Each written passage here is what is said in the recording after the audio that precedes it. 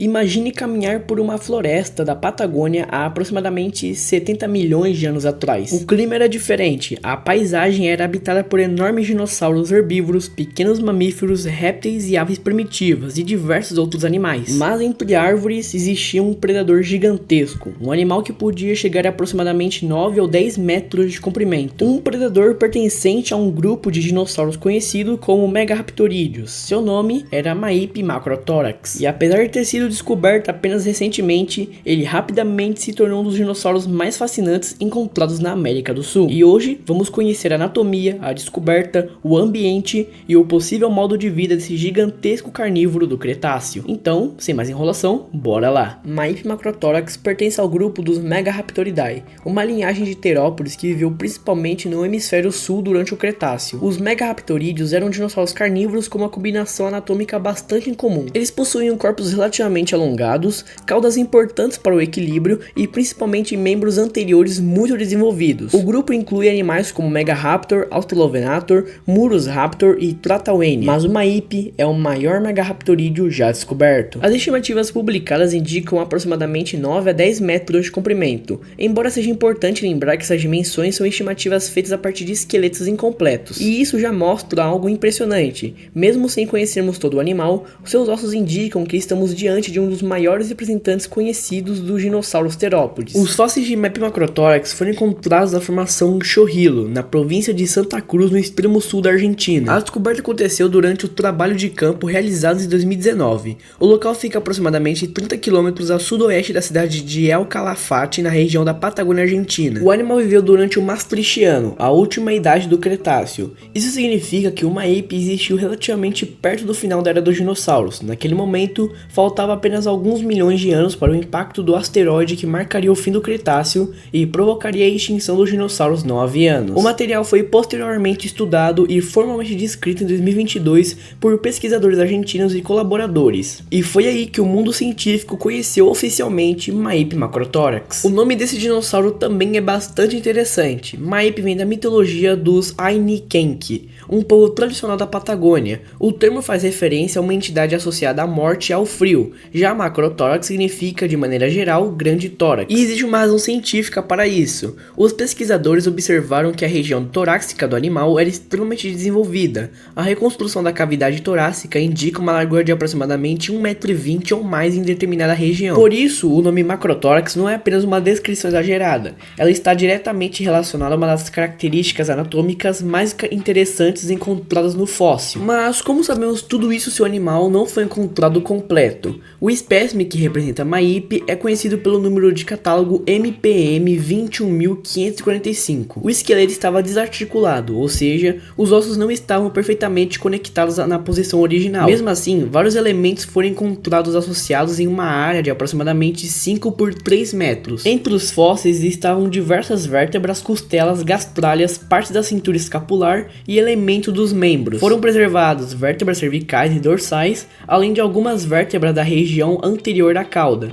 Também foram encontrados elementos da caixa torácica. E isso é uma das partes mais importantes da descoberta, porque o tronco de Maipi fornece informações que vão muito além do tamanho do animal. Ele ajuda os cientistas a reconstruir a sua anatomia inteira. Quando olhamos para uma vértebra de muitos dinossauros terópodes, podemos encontrar estruturas internas complexas. Em Maipi, várias vértebras apresentam uma condição chamada pneumaticidade. Isso significa que determinados espaços de cavidades ósseas estavam relacionados a estruturas respiratórias que penetravam nos ossos, e isso é extremamente importante. Os dinossauros terópodes possuíam um sistema respiratório muito diferente do nosso. Em vez de depender exclusivamente de pulmões que simplesmente expandem e contraem como os nossos, muitos dinossauros saurísqueos também apresentavam um sistema de sacos aéreos e divertículos associados aos pulmões. Esse sistema é especialmente desenvolvido nas aves modernas. Nos dinossauros fósseis, os cientistas conseguem encontrar evidências desse sistema, porque sacos aéreos podem deixar marcas e cavidades nos ossos. No caso de Maipi, a presença de vértebras pneumáticas mostra que seu sistema respiratório provavelmente era bastante especializado.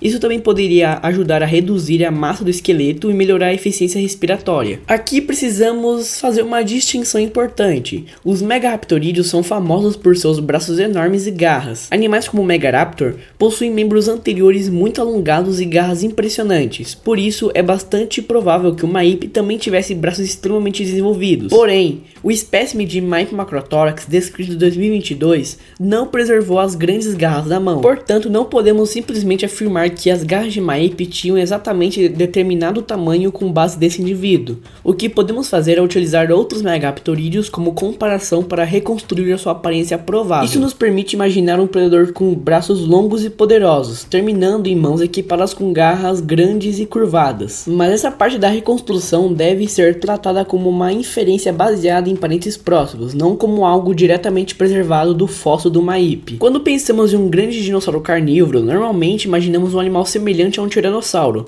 mas os Megaraptorídeos apresentavam uma anatomia diferente. Os tiranossauros tinham crânios robustos e também mordidas poderosas. Já os Megaraptorídeos desenvolveram membros anteriores proporcionalmente importantes. Isso provavelmente fazia parte de uma estratégia predatória diferente. Em vez de depender exclusivamente das mandíbulas para dominar uma presa, o Megaraptorídeo podia utilizar seus membros anteriores para agarrar e controlar o animal. Suas garras poderiam produzir ferimentos e ajudar na retenção da presa.